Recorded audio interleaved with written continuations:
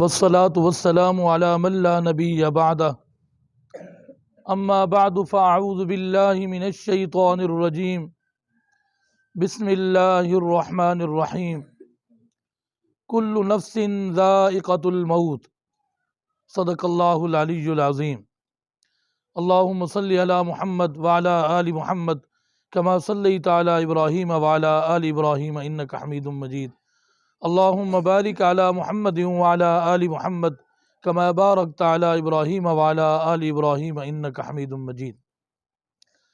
آدمی کا جسم ہے کیا جس پہ شیدا ہے جہاں، آدمی کا جسم ہے کیا جس پہ شیدا ہے جہاں، ایک مٹی کی عمارت ہے اور ایک مٹی کا نشاں، خون کا گارا بنایا اینٹ جس میں ہڈیاں، چند سانسوں پر کھڑا ہے یہ خیالی آسماں، موت کی پرزور آندھی جس دم آ کر ٹکرائے گی، موت کی پرزور آندھی جس دم آ کر ٹکرائے گی، بسی عمارت ٹوٹ کر خاک میں مل جائے گی۔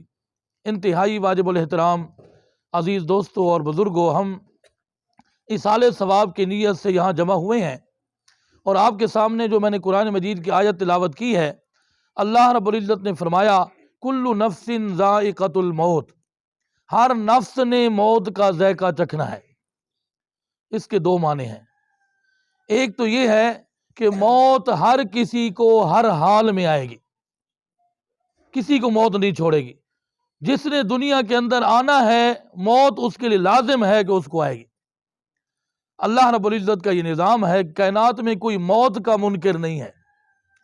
اگر موت نہ آتی ہوتی، اگر کسی کو موت نے چھوڑا ہوتا تو وہ صرف ایک ہستی تھی میرے آقا صلی اللہ علیہ وسلم کی، کہ آپ کی نبوت بھی باقی تھی، آپ کی رسالت بھی تا قیامت تک تھی، لیکن اس کے باوجود بھی اللہ رب العزت نے یہ بتا دیا کہ اپنے محبوب کو بھی اپنے پاس بلا لوں گا، یہ سمجھ لیں کہ موت ہر حال میں آنی ہے۔ رسول اللہ صلی اللہ علیہ وسلم کا آخری وقت تھا، آپ شدید بیمار تھے اور آپ پر بے ہوشی اور غشی طاری ہو رہی تھی، بار بار بڑی شدید تکلیف تھی، تمام صحابہ کرام گھر والے پریشان تھے۔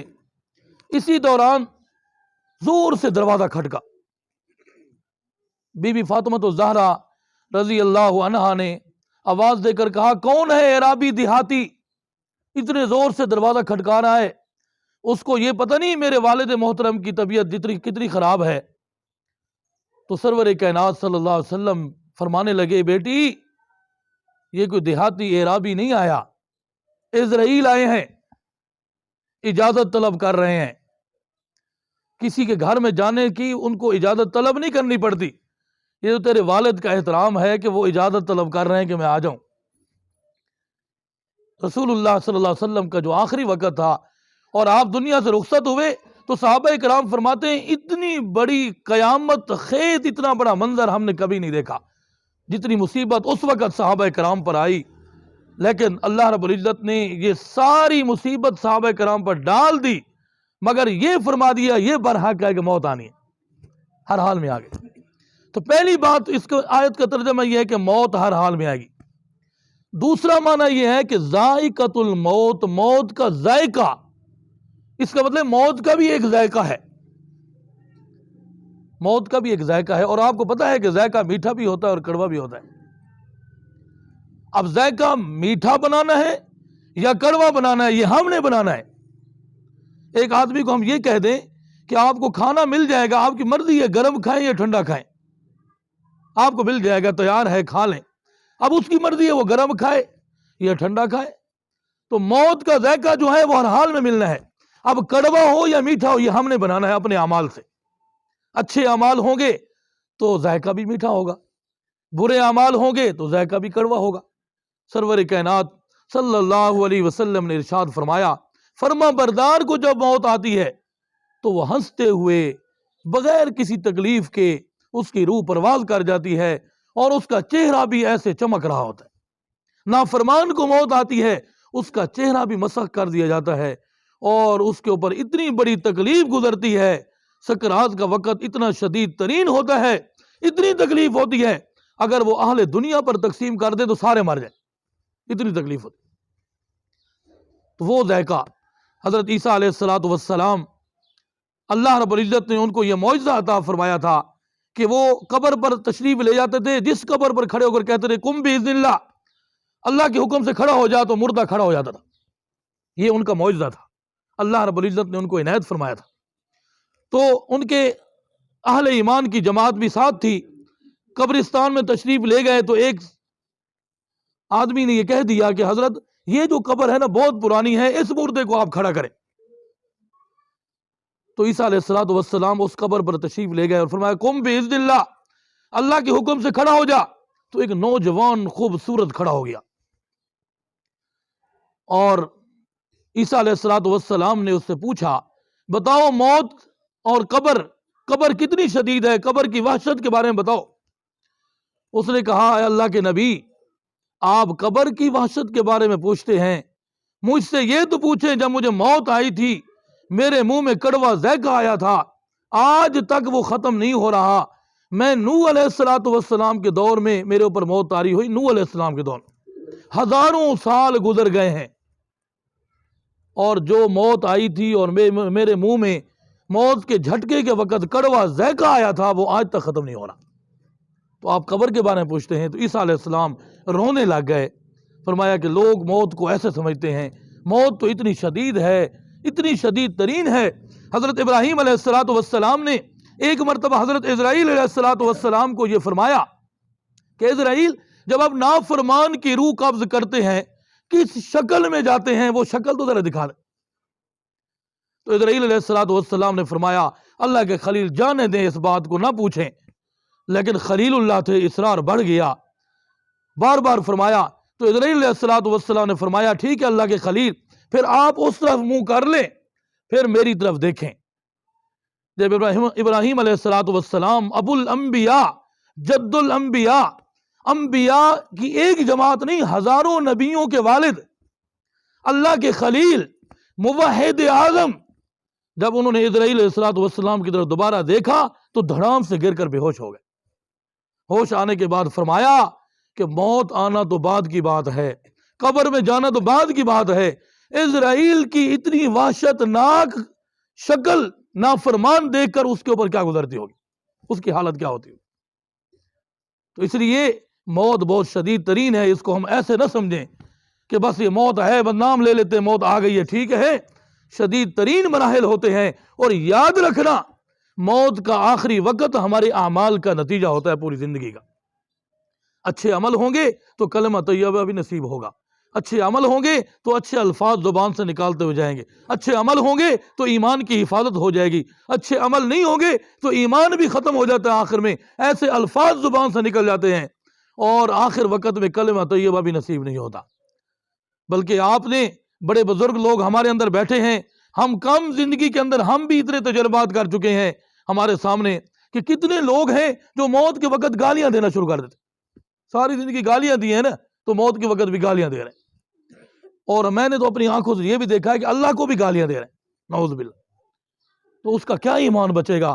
شیطان کی یہ کوشش ہے کہ وہ موت سے پہلے آدمی کو کافر کر کے مارے، بس وہ کافر ہو جائے، ایمان ختم ہو جائے، ایمان سلب کروا دے، پھر اس کے اوپر موت آئے۔ یہ شیطان کی پوری کوشش ہے، وہ تو ہر وقت حملے کرتا رہتا ہے۔ اب ہمارے ذمہ ہے کہ ہم نے اپنے آخری وقت کو کتنا قیمتی بنانا ہے، اس کے لیے ہمارے اعمال صالحہ کی محنت ہوگی۔ جتنے ہم اچھے اعمال کی کوشش کریں گے اس وقت ہمارا موت کا وقت بھی اچھا ہوگا، اور پھر وہ ذائقہ بھی ہمارا میٹھا ہوگا، چہرہ بھی پر نور ہوگا، اور موت بھی اچھی آئے گی اور آخرت بھی اچھی ہوگی۔ ورنہ یہ منازل، قبر تو آخرت کی منزلوں میں سے پہلی منزل ہے، اور پھر اس کے بعد اور منازل ہیں۔ ایک ایک منزل عبور کرنے کے لیے ایمان کی شرط ضروری ہے۔ دنیا پوری کائنات کا مال و دولت اگر کسی کو مل جائے، پوری روئے زمین کا بادشاہ بن جائے، یہ اس کی اللہ کے سامنے اس کی کوئی حیثیت نہیں ہے۔ یاد رکھے اور یقین کرے اس بات پر، اگر اللہ کے ہاں اس دنیا کی قدر و منزلت ہوتی تو اللہ مچھر کے پر کے برابر بھی کافروں کو کچھ نہ دیتا۔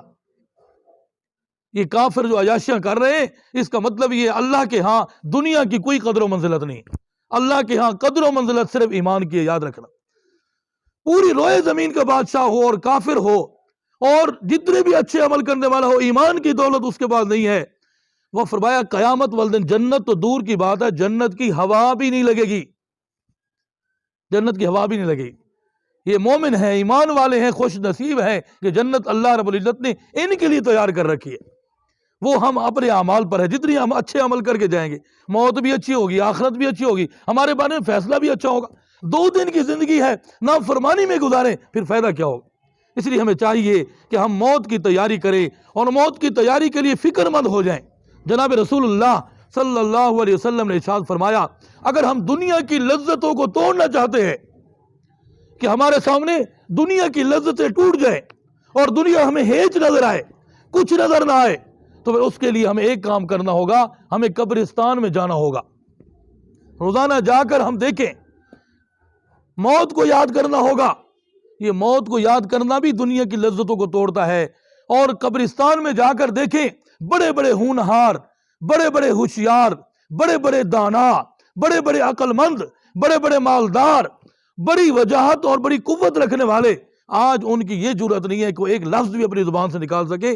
یہ ہمیں سمجھ آتی ہے کہ ایک وقت ہمارا بھی ایسا آنے والا ہے، موت نے آنا ہے، تو اس لیے موت کو بھی روزانہ یاد کریں۔ اہل اللہ نے یہ فرمایا ہے 10 مرتبہ روزانہ اگر آدمی موت کو بیٹھ کر مراقبہ کر کے یاد کرے، کیا مجھے موت آ گئی ہے، میرا اعلان ہو رہا ہے اور میرا نماز جنازہ ہو رہا ہے، لوگ اب مجھے ایک کالی کوٹھڑی میں ڈال کر جا رہے ہیں، کوئی پرسان حال نہیں ہے میرا، تو میرے ساتھ کیا گزر رہی ہے، کیا گزرے گی؟ تو اس طرح اگر وہ موت کو یاد کرے تو دنیا کی لذتیں ٹوٹ جائیں گی اور دنیا کی اہمیت ختم ہو جائے گی، آخرت کی اہمیت اس کے دل میں بیٹھ جائے گی۔ تو اس کے لیے ہمیں چاہیے کہ ہم ان پروگراموں میں یہی سبق حاصل کر کے جاتے ہیں کہ کچھ نہ کچھ ہمیں سبق مل جائے۔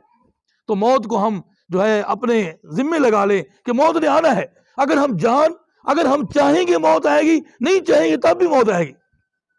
موت چاہت کے ساتھ نہیں ہے، موت تو اللہ کی مرضی کے ساتھ ہے۔ جب ہمارا وقت ختم ہوگا، نہ ایک لمحہ اوپر ہوگا، نہ ایک لمحہ نیچے ہوگا، جگہ بھی مقرر ہے اور وقت بھی مقرر ہے۔ موت نے آنا ہے، اس میں کوئی شک و شبہ نہیں ہے، اور ایمان والے بھی مانتے ہیں، کافر بھی مانتے ہیں موت کو۔